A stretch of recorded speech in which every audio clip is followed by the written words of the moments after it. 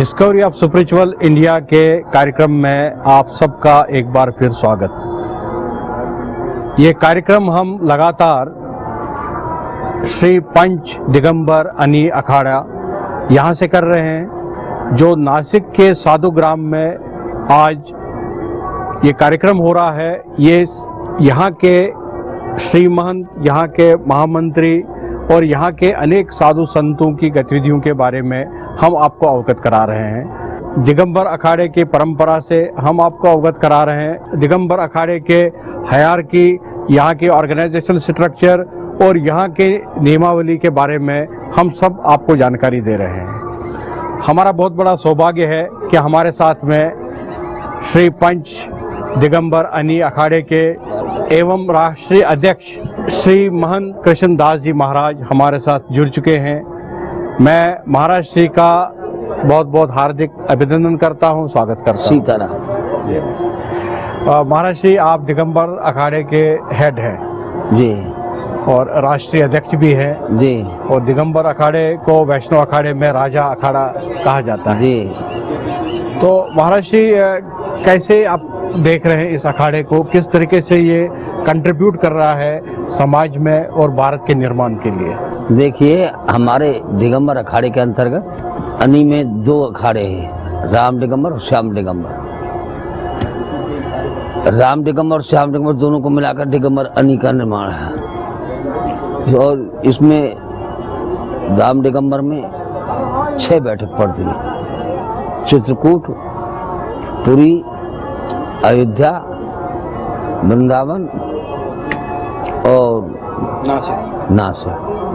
ये 6 बैठकें पड़ती हैं। जिन अब यहाँ पर जो मुकाम लगा हुआ है जी, उसका क्रम इस प्रकार से सर्वप्रथम लगा हुआ चित्रकूट की बैठक जो है, हाँ, उसके बाद में लगा अयोध्या, फिर लगा नासिक, फिर इधर की पश्चिमी दूसरी साइड में आ जाता है में, इसमें वृंदावन, पुरी और उज्जैन।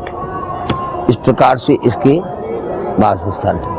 सामने के पार्ट हैं, जिस बैठक के सामने जो जमीन आ रही है उसमें उसके मुकाम लगे हुए हैं। पूरे भारतवर्ष में इसके नागा, अतीत, संत, महंत स्थापित हैं। और जहाँ जहाँ भी कुंभ लगता है वहाँ पर ये जहाँ कुंभ लगता है वहाँ एकत्र होकर के इसका निर्माण करके और अपने आसन लगा करके पूरा जो कुंभ है इसका संचालन 3 अनियों के द्वारा होता है: दिगंबर अनी अखाड़ा, निर्माणी अनी अखाड़ा और निर्मोही अनी अखाड़ा। तो दिगंबर जो अखाड़ा है इसमें सबसे ज़्यादा अधिक संतों की संख्या है। कितनी संख्या होगी? यहाँ जो खालसा लगे हुए हैं, मुकाम लगे हुए हैं, ये कुल मिलाकर के अखाड़ों को छोड़ करके कुल मिलाकर के 700 के करीब बैठते हैं लगे हुए मुकाम संतों।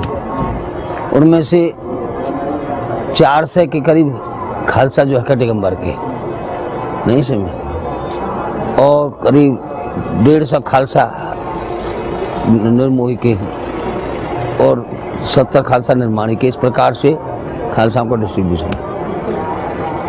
ये बसावट आप यहाँ देख रहे हैं, मध्य में ठाकुर जी का मंदिर है, 3 बैठकें इधर हैं और 3 बैठक इसके हम है। यहाँ से हम जो है 4.5 से 400 खालसाओं का संचालन करते हैं। टोटल कितने साधु होंगे महाराष्ट्र दिगंबर अखाड़े में पूरे भारत? दिगंबर अखाड़े के भारत में करीब 5-1 हजार साधु बैठेगा। टोटल सब 5,000 साधु। और भारत के बाहर भी आपकी कुछ शाखाएं? भारत के बाहर में कोई शाखा भी इस समय स्थापित नहीं है हमारी, क्योंकि नेपाल में है। नेपाल और भारत में, दोनों जगह में। महर्षि जो भगवान रामानंदाचार्य जी थे, उनके जो उद्देश्य थे, उनकी जो टीचिंग्स थी, उसमें आप भारत के लिए क्या संदेश है? देखिए, ऐसा है, उत्थान पतन सृष्टि का नियम है। समय समय पर हमारे सनातन धर्म का पतन भी हुआ है और उत्थान भी हुआ है। जिसमें रामानंद जी का प्रादुर्भाव हुआ था, उनका जन्म हुआ था, उस समय हमारा सनातन धर्म पतन में था।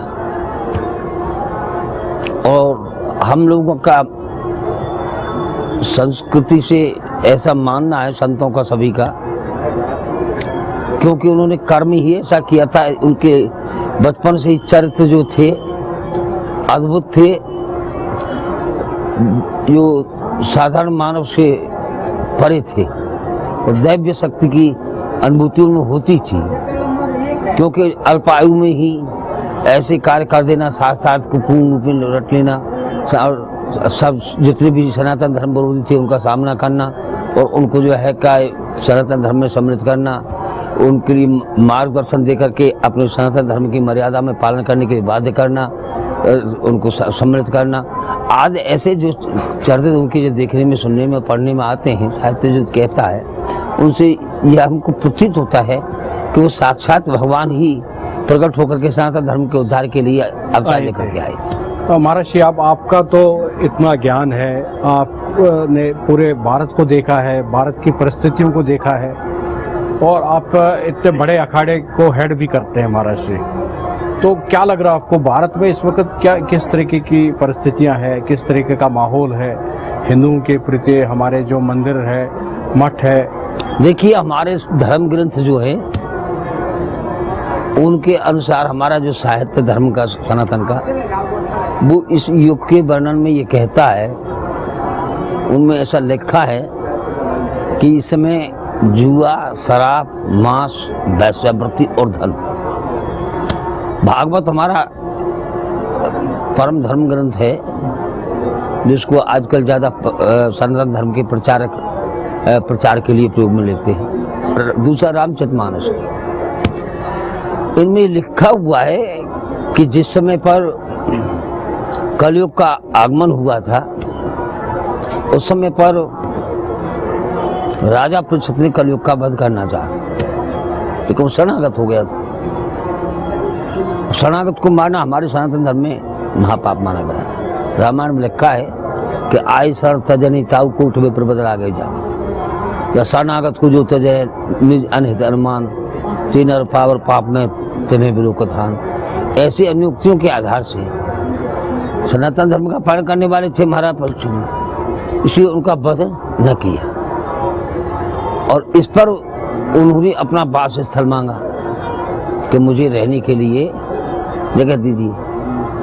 तो महाराज परीक्षित जी ने उनके लिए 4 जगह दे दी, जुआ, शराब, मांस और वैसे ये 4 जगह जब परीक्षित जी ने उनकी नियुक्त की, तो क्या कहने लगे कि महाराज मैं राज करने आया हूँ, राजा हूँ जी, और राजा को सम्माननीय जगह चाहिए जिसे सभी मान सके। जुआरी को, शराबी को, मांसाहारी को, वैश्यावृत्ति करने वाले को कोई भी मान्यता नहीं देखा, इसे मुझे सर्वमान्य उच्च कोटि का स्थान दीजिए। तो महाराज परीक्षित जी ने कहा कि अब तुम अपनी तरफ से, अपने विचार से मांग लो कि जो तुम्हें उचित लगे वो स्थान में दे देता हूँ। तो उन्होंने क्या मांगा?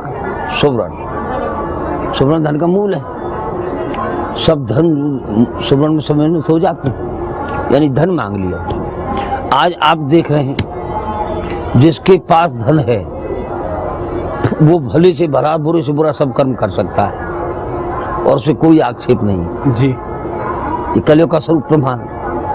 इन जो मांगे हुए स्थान हैं, जुआ, शराब, मांस, वैश्यावृत्ति, इनको भी आप देखें चरम सीमा पर है, नहीं है जी, बिल्कुल। तो इस प्रकार से सनातन धर्म का पतन चल रहा है समय पर। हम लोग जो है इस समय पर अपने धर्म के जो अनुयायी हैं, वो सभी ये देखते हुए कि हर युग में उत्थान पतन सृष्टि का नहीं होता है, क्योंकि हर युग का प्रथम चरण जो सतयुग होता है, तृतीय त्रेता होता है, द्वापर होता है, और अंतिम कलयुग हो ही जाता है। सतयुग में भी हिरण्याकश्यप ने अंतिम चरण को कलयुग बना दिया था, त्रेता में रावण ने बना दिया था, द्वापर ने कंस ने बना दिया था, और ये तो कलयुग है ही।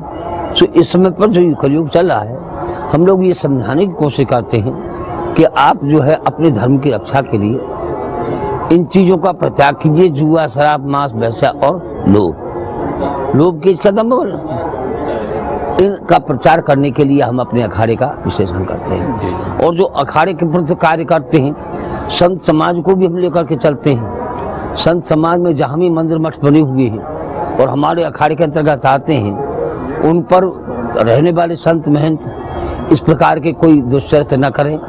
जैसे वहाँ के क्षेत्र के हर मंदिर का क्षेत्र होता है अपना, जिले में, तहसील में, गांव में, सब जगह में अलग अलग कि वहाँ उसकी कुप्रथा न हो। जी जी। जो उसकी प्रथा चली आ रही है उसको मिटाया न जाए, उसको कलंकित न किया जाए। इसकी रक्षा के लिए भी हमारे जो है अखाड़े के सदस्य विमर्श करते रहते हैं बारंबार, और यही उपदेश हम यहाँ देने के लिए आते हैं। महाराज जी, देखने को भारत में आजकल आडंबर, स्वयंभू संत और धर्म की गिरावट ज़्यादा दिख रही है महाराज जी। ये मैंने आपको बताया ना अभी आपको, ये धन के बल पर व्यक्ति हर प्रकार के दुष्कर्म कर रहा है। तो आपका इशारा इस तरफ है कि जो हमारा धर्म है उसमें भी धन घुस गया है और कमर्शलाइज हो गया है? नहीं, बिल्कुल, आप देख नहीं रहे हो। आज धन के बल पर ही संत की महत्वता है। वास्तविक संत को अब मैं अपने आप से लेता हूँ। मैं, आप देखोगे, मैं ऐसे स्थान पर रहता हूँ जब नमक की डरी साल भर में नहीं आती। जंगल में पड़ा हूँ, 2-2 किलोमीटर, 4-4 किलोमीटर, कोई दाम नहीं है, नहीं तुम्हें। केवल यहाँ आकर के मुझे मोहर लगती है कि राष्ट्रीय अध्यक्ष है, वहाँ को मुझे देखने का समय नहीं आएगा। क्यों?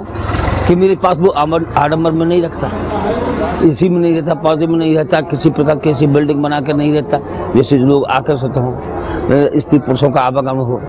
साधारण है, आने वाले के रोटी चाय देना। यानी जिसने धन का आशा लेकर के आडंबर बना रखा है उसकी तरफ जरूर आप हैं। उस प्रकार से जो वास्तविक जो मूल जो तत्व है धर्म का, जिसमें संतोष, शांति, सुख, परोपकार, अहिंसा परमो धर्म आदमी लिखा है, वो सब गुण आजकल बहुत है लुप्त हो चुके हैं जी। और ये सब धन के बदौलत हुए हैं, वैश्यावृत्ति की बदौलत हुए हैं, जुआ की, शराब की बदौलत हुए हैं। क्योंकि संत जो है क्या ये कहीं अलग से पैदा होते नहीं, ये समाज में से आते हैं। समाज में व्यक्ति जो होती है, निवृत्ति होती है, ये जो है ग्रस्त में से आता है। और ग्रस्त में जो है जो ये चारों चीज व्याप्त है, तो उनमें पैतृक गुण आते हैं। तो पैतृक गुण जो है एकदम नहीं निकल पाते हैं। मान लीजिए अभी वैसे आएगी हमारे पास में, और वैसे वृत्ति करने वाला पुरुष आएगा हमारे पास में साधु बनने के लिए, तो एकदम थोड़ा वो साफ हो जाएगा, टाइम लगेगा। तो कुछ न कुछ दिन तो वो फैलाएगा गंदगी। जी जी जी। तो उस गंदगी निकालने के लिए कुछ समय लगेगा। इस प्रकार से जो है का है, ये जो कलियुग के चरण हैं, इन्होंने आज समाज को पूर्ण रूप से घिस लिया है। मैंने बताया आपको, जुआ, शराब, मांस, वैश्यावृत्ति और धन, इन्होंने इस प्रकार से घिस लिया है कि उस सनातन धर्म को समाज ही खोखला हो चुका है। महाराज जी के साथ अभी तक हमने इस चर्चा में जो डिस्कशन किया, वो डिस्कशन ये है कि भारत में आखिरकार में क्या चैलेंजेस है, और भारत की जो सोसाइटी है, हिंदू धर्म है, किन मुद्दों से वो जूझ रहा है। महाराज जी ने बड़े स्पष्ट लफ्ज़ों में ये कहा कि पैसा जो आज के समय में है, और पैसे के साथ में जो जुआ है, शराब है और वैश्यावृत्ति है और मांस है, इसकी वजह से पूरे समाज पूरा खराब हो चुका है, बर्बाद हो चुका है। और ये भी देखने को मिल रहा है कि पैसे के दम पर बहुत सारे संत महात्मा आडंबर में आ चुके हैं और शोबाजी करके वो सब पर सवार हो चुकी है।